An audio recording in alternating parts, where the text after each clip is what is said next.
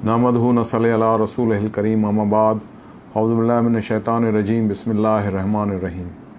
मेरी ज़िंदगी और मौत के साथियों, खाकसारों, बुज़ुर्गों, नौजवानों, मेरी तरफ़ से आप सबको अस्करी सलाम। आज मोरखा 2 जून बरोज़ जुमा 2023 मरकज़ आला खाकसार तहरीक इचरा लाहौर से मैं आपसे मुखातिब हूँ बराह रास्त। और फ़िक्र मशरकी के तनाजुर में हमारी नशिस्त होती है, गुफ्तगू शुनीद होती है, दुनिया खाकसार भी सुनती है और पूरा अहले वतन भी सुनता है। खाकसार तहरीक का नुक्ता नज़र फ़िक्र मशरकी के तनाजुर में बातचीत और तमाम जो इस वक्त हालात मुल्क के हो रहे हैं, उन हालात के पेश नज़र हम गुफ्तगू करते हैं और उन हालात को सामने रखते हैं कि कौम फ़ैसला करे कि उसको क्या करना है और किस राह जाना है, क्योंकि जो इस वक्त हालात हुए हैं वो सब पर आया है और उस पर ज़्यादा बातचीत करने की ज़रूरत नहीं है कि किस तरफ हम जा रहे हैं। और जिस तरह की सियासी इंतशारी सूरत हाल सामने आ गई है और इसमें जो अब 9 जून को बजट आने वाला है, जिसमें माशी तौर पर पाकिस्तान की मईशत पर, पाकिस्तान की तमाम माशी उस पर, अवाम नास पर बहुत प्रेशर है और इस प्रेशर को सस्टेन भी किया जा रहा है और एक रिलीफ़ देने की कोशिश भी की जा रही है, जो कि खुशाइंद है। लेकिन इसका मुस्तकिल हल निकलना ज़रूरी है और इस हल के निकालने के लिए कौम का मुत्तहद होना ज़रूरी है। और जब तक कौम मुत्तहद नहीं होती, बाअमल नहीं होती, बाकिरदार नहीं होती, उस वक्त तक इन मसाइल को हम सही मानों में न एड्रेस कर सकेंगे, न इसका हल निकाल सकेंगे। मुख्तलिफ़ माशियात के माहिरीन इस वक्त अपनी आरा दे रहे हैं इस बजट पर जो अभी पेश होने वाला है और जिस पर हम कोशिश कर रहे हैं, बल्कि हमारी हुकूमत कोशिश कर रही है कि किसी तरह IMF से जो है स्टाफ लेवल का मुआहदा तय पा जाए तो ये प्रेशर रिलीज़ हो जाए। तो जिस नहज पर कौम जा रही है या जिस तरफ पर हमारी मुआशी पॉलिसियाँ जा रही हैं, उसमें उम्मीद तो बहुत कम है कि ये हालात सुधर सकते हैं। लेकिन इसको जो टेम्पररी बुनियादों पर कोशिश की जा रही है कि ये हालात संभाले जाएं, उसके लिए खाकसार तहरीक भी दुआ गो है कि हालात अच्छे हो जाएं, लेकिन होते हुए नज़र नहीं आ रहे।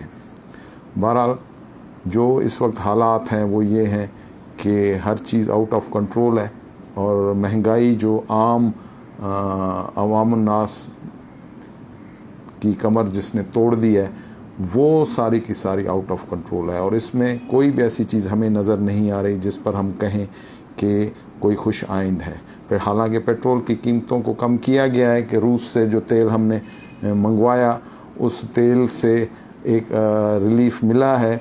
तकरीबन पहले 12 रुपए का मिला और फिर अब 8 रुपए का मिला, तकरीबन 20 रुपए का हमें रिलीफ़ दिया गया।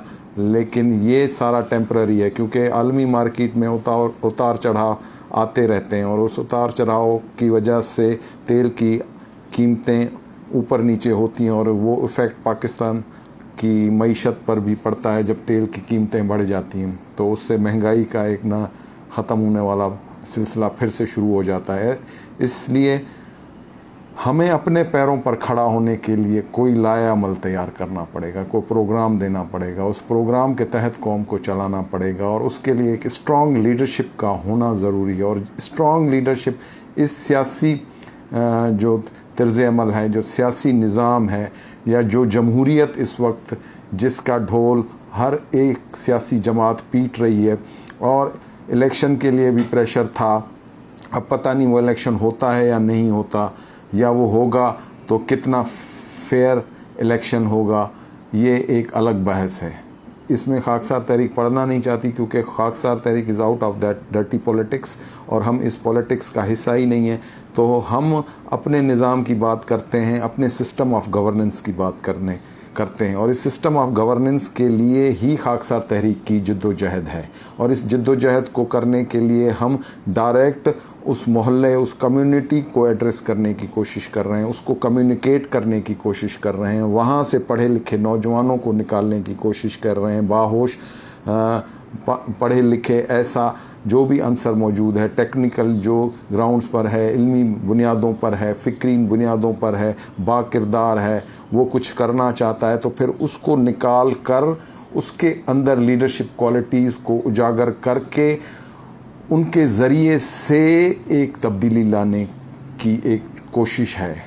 और ये कोशिश इसलिए है कि ये सिस्टम ऑफ गवर्नेंस पहले भी कामयाबी के साथ चल चुका है, और इसको चलाने के लिए खाकसार तहरीक ने जो विज़न दिया, जो आइडियोलॉजी दी, उसको फॉलो करने की ज़रूरत है। और उसको फॉलो जब तक नहीं किया जाएगा उस वक्त तक ये मसाइल किसी तौर पर भी हल ना हो सकेंगे, क्योंकि ये जो सिस्टम ऑफ गवर्नेंस है इसके अंदर जितने भी इसके पुर्जे हैं वो बिल्कुल अपनी जो है वो क्वालिटी ऑफ वर्क देना छोड़ चुके हैं, और वो उस तमाम का तमाम सिलसिला जो है वो फ़ेल होता जा रहा है, उसकी गवर्नेंस फ़ेल होती जा रही है, उसके अंदर जो ब्यूरोक्रेटिक सिस्टम है वो फ़ेल हो चुका है, अदलिया का पूरा निज़ाम हमारे सामने इस वक्त सवालिया निशान बना हुआ है।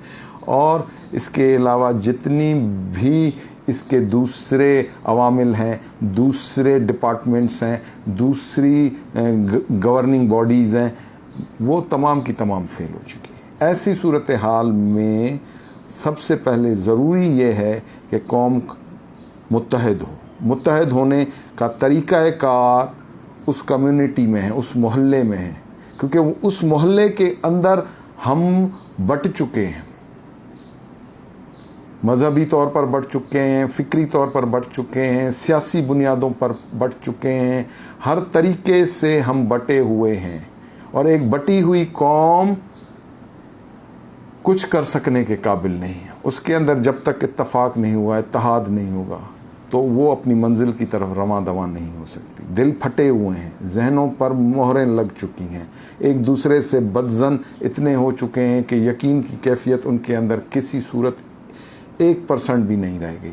तो ऐसी सूरत हाल में खाकसार तहरीक के इस निज़ाम, इस प्रोग्राम, इस इलाही प्रोग्राम के तहत आना पड़ेगा और इस इलाही प्रोग्राम को अपनाना पड़ेगा। हज़रत अल्लामा मशरिकी रहमतुल्लाह अलैह ने जो चीज़ समझाई, जो चीज़ बताई, वो मनोअन दुरुस्त हुई। पाकिस्तान के बारे में जो उन्होंने लबकुशाई की पाकिस्तान बनने के बाद, वो मनोअन बिल्कुल दुरुस्त साबित हुई। कश्मीर पर उन्होंने जो लबकुशाई की वो बिल्कुल मनोअन साबित हुई। पाकिस्तान की मईशत पर जो बातचीत की वो बिल्कुल मनोअन दुरुस्त हुई। दरियाओं पर बंद बांधने की जो बात की गई, जो एक ज़रई मुल्क होने के नाते पाकिस्तान के लिए बड़ी ख़तरनाक थी, उस पर भी सीरियस स्टेप्स नहीं लिए गए। आज पाकिस्तान पानी के बहरान में है और इसी सूरत पाकिस्तान के 2 लख्त होने का पूरा जो विज़न बताया गया कि भाई पाकिस्तान अगर मजबूत हाथों में न रहा तो फिर ये मुल्क 1970-71 में टूट जाएगा, और ऐसा हुआ। और उसके पीछे जो अवामिल हैं उस पर तो बात करना अब ज़रूरी नहीं, क्योंकि मेरी पिछली जो भी ऐसे बयानात हैं वो इस वक्त भी फेसबुक पर यहीं पर मौजूद है। तो उन सारी चीज़ों को सामने रखते हुए खाकसार तहरीक ने कभी कौम को गलत गाइड नहीं किया, और इस गाइडेंस में हमेशा सच्चाई के साथ, ईमानदारी के साथ खाकसार तहरीक ने अपना नुक्ता नज़र रखा है। अब भी उसी फ़िक्र के तनाजुर में मैं आपको ये बात बता रहा हूँ कि अगर अब भी क़यादत मजबूत हाथों में ना हुई तो पाकिस्तान माशी तौर पर, इक़्तिसादी तौर पर, सियासी तौर पर, और यही कैफियत तारी मज़ीद रही तो दुश्मन क़ुव्वतें तो ये देख रही हैं कि पाकिस्तान को जुग्राफियाई तौर पर मज़ीद डिसइंटीग्रेट कर दिया जाए, इसके मज़ीद टुकड़े कर दिए जाएं। और जो अलहदगी की ऐसी तहरीकें चल रही हैं उनको बाहर से पुष्ट पनाही है, और इस पुष्ट पनाही को जब तक ख़त्म नहीं किया जाएगा, जब तक इनका कला कुमा नहीं किया जाएगा, ये साजिशें होती रहेंगी। और पाकिस्तान इस वक्त जिस बहरानी कैफियत में है, वो ऐसे हुब्बुल वतन अंसर को सामने आना पड़ेगा, और उस हुब्बुल वतन अंसर को एक अम्ब्रेला के नीचे एक पॉइंट ऑफ व्यू लेकर कौम को एक तरफ लेकर चलना होगा, वरना ये हालात इसी तरह रहेंगे, जूं के तू रहेंगे। इस वक्त हम इसी चीज़ को लेकर आपके सामने है, खाकसार तहरीक इसी प्रोग्राम को, इसी नज़रिए को लेकर आपके सामने है। हमारा कोई हिडन एजेंडा नहीं है। हमने कभी इक़्तिदार की सियासत नहीं की, कभी हमने लूटा खसूटा नहीं है इस मुल्क को, ना हमने इस तरह की कोई सौदेबाजी की है, ना अंग्रेज़ के साथ की, ना बाद पाकिस्तान बनने के बाद किसी इस्टेब्लिशमेंट के साथ हमने कोई इस तरह की सौदेबाजी करने की कोशिश की है, ना हमने जाकर ख़ुद को कभी पेश किया है कि जनाब हमारी खिदमात को भी इस्तेमाल करके देखें। हमने अल्लाह ताला को हाज़िर व नाज़िर जानकर अपना प्रोग्राम कौम के सामने रखा है, और उस प्रोग्राम में कोई माई का लाल ऐसा उठकर नहीं कहेगा कि पाकिस्तान के लिए हमने कोई गलत बयानी की हो, या हम पर जो इल्ज़ामात हैं उसकी बुनियाद पर हमें गलत कहा जाए। वो इल्ज़ामात भी गलत हैं और वो तमाम बातें भी गलत हैं जो हम पर थोपी जाती हैं। ऐसी सूरत हाल में हम एक प्रोग्राम लेकर आपके सामने मौजूद हैं, कौम के सामने मौजूद हैं, और गली गली, करिया करिया, मोहल्ला मोहल्ला, शहर शहर, कस्बा कस्बा हम जा रहे हैं, हम लोगों को बता रहे हैं। इधर नौजवान आते हैं, उन नौजवानों को मैं ज़ाती तौर पर बताता हूँ कि देखो नौजवानों, तुम हो असल जमहूर, तुम हो असल ताकत, तुम हो असल ताकत का सरचश्मा, और इस ताकत के सरचश्मे को जब तक इत्तेहाद की कुव्वत से नहीं जोड़ा जाएगा तो ये बिखर जाएगी। अभी भी जो इस वक्त हालत जार आप देख रहे हैं कि नौजवान भटका हुआ है, नौजवान मिसगाइडेड है, उसके तमाम पोटेंशियल को गलत रास्तों पर ले जाकर पाकिस्तान को नुकसान पहुंचाया गया है, पाकिस्तान की सालमियत को नुकसान पहुंचाया गया है। इसमें नौजवानों का कसूर नहीं है, लेकिन इस सिस्टम ऑफ गवर्नेंस में बैठे हुए उन सियासी जमातों, उन सियासी लीडरों ने गलत तौर पर नौजवानों को गलत गाइड करके उनके अंदर भरे हुए उस जोश को, उस वलवले को अपने लिए कैश करवाया, अपनी सियासी जमातों के लिए कैश करवाया, अपनी सियासी मकासद के लिए इस्तेमाल किया, और उन सियासी मकासद के उसूल के लिए उन नौजवानों को आज जेलों का मुंह देखना पड़ रहा है। उन पर खतरनाक किस्म की शकें लग रही हैं, वो सजाओं के ज़मरे में आ चुके। ऐसी सूरत हाल में होश का दामन पकड़ना पड़ेगा। अगर हमारा नौजवान बददिल हो जाता है और ऐसी कैफियत में चला जाता है जो मुल्क के लिए और मुल्क की सालमियत के लिए नुकसानदेह, तो फिर किस तरह आइंदा पाकिस्तान आगे चल सकेगा? दिस इज अ क्वेश्चन, ये सवाल है, और इस सवाल का जवाब किसी के पास नहीं है। क्यों? कि ये सारे के सारे लोग जो इस वक्त इन नौजवानों को गाइड कर रहे हैं, दोनों अतराफ, वो उस डर्टी पॉलिटिक्स का हिस्सा है, उस गंदी सियासत का हिस्सा है, उस गंदी सियासत में उस निज़ाम का हिस्सा है जिनके पेट से ये खुद निकले हुए हैं। तो मैं बिल्कुल वाज़ेह तौर पर बयान करना चाहता हूं कि भाई इत्तेहाद के नाम पर, अखुवत के नाम पर, भाईचारे के नाम पर खाकसार तहरीक जो प्रोग्राम दे रही है, कौम उसको सुने। अगर ये आखिरी आवाजें भी आना बंद हो गई तो फिर कोई और रास्ता नहीं है। सियासतदान खुद इस निज़ाम पर तनकीद कर रहे हैं, पॉलिटिकल पार्टीज इस सिस्टम ऑफ गवर्नेंस पर तनकीद के मुंह अब खोले जा रहे हैं, लेकिन किसी के पास कोई हल मौजूद नहीं है। हल सिर्फ खाकसार तहरीक के पास मौजूद है। हमसे कोई रुजू करने को तैयार नहीं है। हम पर जो चीज़ें बंद की गई हैं वो आज भी बंद हैं। हम सिर्फ इस मीडियम के ज़रिए, सोशल मीडिया के ज़रिए से लोगों में अपनी आवाज़ पहुंचाने की कोशिश कर रहे हैं कि भाई ये भी कौम का एक नेक अंसर है जो लोगों को इस्लाह की तरफ बुला रहा है, भाईचारे की तरफ बुला रहा है, उनके दिलों को नरम कर रहा है, उनको जोड़ने की कोशिश कर रहा है, और वहां जाकर जोड़ने की कोशिश कर रहा है जहां उनका रहन सहन है, उठना बैठना है, उनका ताल्लुक है। हमारा अपना कोई जाती मुफाद इसमें नहीं है। तो इस सारी सूरत हाल में पाकिस्तान को बचाने के लिए, पाकिस्तान की सालमियत को कायम रखने के लिए उस अंसर की बात सुननी पड़ेगी। वो जो खाकसार खड़ा होकर सदा लगा रहा है कि मुसलमानों मुत्तहिद हो जाओ, मुसलमानों सफ बंद हो जाओ, मुसलमानों बाकिरदार हो जाओ, उस आवाज़ को सुनना पड़ेगा, उस आवाज़ को कदर देनी पड़ेगी। हम आपको इस सिस्टम के तहत जो खाकसार तहरीक पेश कर रही है, क्योंकि खाकसार तहरीक सियासी जमात नहीं है, और मैंने ये वाज़े तौर पर समझाया है, बताया है, खुलकर इस पर बयान दिया है कि खाकसार तहरीक एक निज़ाम हुकूमत है, और इस निज़ाम हुकूमत के तहत हम अपनी किस्मतों को बदल सकते हैं। हम उस गुलामाना हिंदुस्तान में दिए हुए उस निज़ाम को जो अंग्रेज़ हमारे पीछे छोड़ गया, उसको अपनाने के जितनी हमने नुकसानात भुगते हैं, अब उन नुकसानात को ख़त्म करने का वाहिद इलाज, वाहिद तरीका खाकसार तहरीक का ये निज़ाम हुकूमत है, जो उससे पहले भी इस निज़ाम से टकराया था, जिसकी पादाश में इसको और इसको चलाने वाली उस तहरीक को अंग्रेज़ ने कुचला, उसको मारा, उसको तबाह बर्बाद किया। लेकिन ये एक नज़रियाती, इल्मी, फ़िक्री जमात ही इसीलिए आज भी ज़िंदा है, और आज भी आपको बता रही है कि भाई होश का दामन पकड़ो।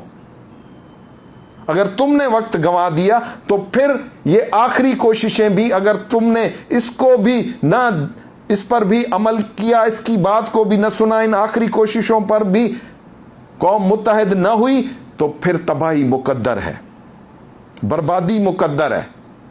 क्योंकि ये अगर अब आज इलेक्शन हो जाए, आज इलेक्शन की तारीख अनाउंस हो जाए, उसके बाद भी जो नेक्स्ट गवर्नमेंट बनेगी, चाहे वो कोई भी बने, उसके पास हल नहीं है, उसके पास कोई गवर्नेंस नहीं है। हम देख रहे हैं कि किस तरह से स्टेट यूज कर रही है अपने हक, अपने लिए इस तमाम निज़ाम को। इसमें अवाम के रिलीफ का कोई प्रोग्राम ही नहीं है। जब तक अवाम के रिलीफ की कोई बात नहीं होगी, तो अवाम के दिलों को किस तरह से हम ठंडा कर सकते हैं, उनके गमो गुस्से को किस तरह से, जो इन सियासी जमातों ने अपने सियासी मकासद के लिए उभार कर उनके तमाम जज्बात को ऊपर ले गए कि उन्होंने 9 मई की तारीख को 9/11 से बड़ा सान्या बना दिया, और मुल्क की ऐसी सिचुएशन बना दी कि हर आदमी शशो पंज में पड़ गया कि ये मुल्क किस तरफ जा रहा है, किस तबाही की तरफ जा रहा है। आज ज़रूरत इस चीज़ की है कि हमें होश का दामन पकड़ना पड़ेगा, हमें अकल के नाखून लेने पड़ेंगे। अगर हमने ये नहीं किया तो फिर कोई ऐसी और मज़ीद कोई और साजिश हमें तबाह व बर्बाद कर देगी। अल्लाह ना करे, अल्लाह ना करे। लेकिन वो दुश्मन जो पाकिस्तान की सालमियत और पाकिस्तान की बका और पाकिस्तान की एटमी क़ुव्वत पर नज़र रखे हुए बैठा है, वो पाकिस्तान को कभी पनपने नहीं देगा, और ना वो देना चाहता है। पाकिस्तान को उठना पड़ेगा तो अपनी क़ुव्वत से उठना पड़ेगा, अपनी मईशत को मजबूत अपने हाथों से करना पड़ेगा। अब ये इमदादी सिलसिले बंद करने पड़ेंगे। अपनी मदद आपके तहत अपनी मईशत को, अपनी इक्तसादियात को, अपने निज़ाम को, अपने निज़ाम तालीम को, अपनी तमाम चीज़ों को एक जिंदा कौम की तरह बनाना पड़ेगा। और उसके लिए ये निज़ाम जो खाकसार तहरीक पेश कर रही है, जो खाकसार तहरीक बता रही है, उस पर उसको देखना पड़ेगा, उस पर बातचीत करनी पड़ेगी, और उसको आज के इस तमाम सिस्टम के आगे इसका एक तकाबली जायज़ा लेना पड़ेगा, और इसके तमाम फ़वाइद को कौम के सामने लाना पड़ेगा और कायल करना पड़ेगा कि भाई ये एक ऐसा सिस्टम ऑफ गवर्नेंस है जिस पर काम हो सकता है, जहाँ से इस्लाह है, जहाँ अखुवत है, जहाँ भाईचारा है, जहाँ बेईमानी का कोई अंसर नहीं है। इसका तमाम मईशत, इसकी तमाम इक्तसादियात, इसका तमाम सिस्टम ऑफ गवर्नेंस एहतसाब के पूरे उसमें है, निज़ाम के अंदर मौजूद है। तो इसलिए ज़रूरी चीज़ ये है कि हम सबसे पहले मुत्तहद हों, मुत्तहदुल अमल हों, बाकिरदार हों, वरना ये सियासी जमातें और इन सियासी जमातों के करता धरता इस यूं ही लड़ते रहेंगे और मुल्क कमज़ोर से कमज़ोर होता चला जाएगा। और इन सारी चीज़ों को बड़े सोच विचार के साथ लेना पड़ेगा। और जो तबकात हैं मुल्क को जो चला रहे हैं, उनको भी मैं मुखातिब होकर कहूँगा कि खुदारा होश के नाखुन लें और कौम के ऐसे अंसर को भी चेकआउट करें जो वाकई में पाकिस्तान के साथ मुखलिस है और उसके कोई अपने सियासी मकासद नहीं है, और उस अंसर को लेकर कौम के सामने लेकर आना चाहिए। ये इतने बड़े बड़े टीवी चैनल्स चल रहे हैं, इसमें इतने बड़े बड़े एंकर्स बैठे हुए हैं जो रोज़ इसी सियासी निज़ाम के गंद पर अपनी खबरें बनाकर तबसरे कर रहे होते हैं और उन खबरों को लेकर कौम के अंदर मायूसी पैदा कर रहे होते हैं, कोई उम्मीद की खबर नहीं दे रहे होते। तो ऐसी सूरत हाल में फिर किस तरह से हम इन सारी चीज़ों से नबरदाजमा, अक़वाम आलम को देख लें, तरक्की के मदारिज तय करती हुई जा रही है। हालांकि कोरोना के बाद इतनी बड़ी माशी बदहाली आई, लेकिन आज फिर कौमें, अक़वाम आलम फिर से उठने की कोशिश में अपने आप को कामयाबी की तरफ लेकर जा रही हैं। तो पाकिस्तान क्यों नहीं, पाकिस्तान की मईशत क्यों नहीं, पाकिस्तान का निज़ाम क्यों नहीं, पाकिस्तान के ये तमाम सिस्टम ऑफ गवर्नेंस क्यों नहीं, ये सारी चीज़ें हमारे लिए अब सोच पैदा करने के लिए काफ़ी हैं कि हम अपने आप को, अपने अमल व किरदार पर एक नज़र डालें। और इस तरह से मुल्क नहीं चलते।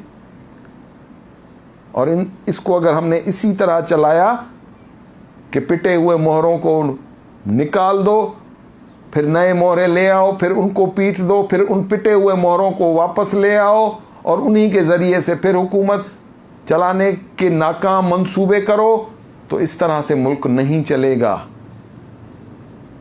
इस तरह से न कोई कौम चली है, न मुल्क चला है। हम फिर इंतशारी सियासत का शिकार हो जाएंगे, हो चुके हैं बल्कि। तो ऐसे में खाकसार तहरीक के इस प्रोग्राम को, इस लाए अमल को हमें देखना पड़ेगा और इस सोच को लेकर चलना पड़ेगा।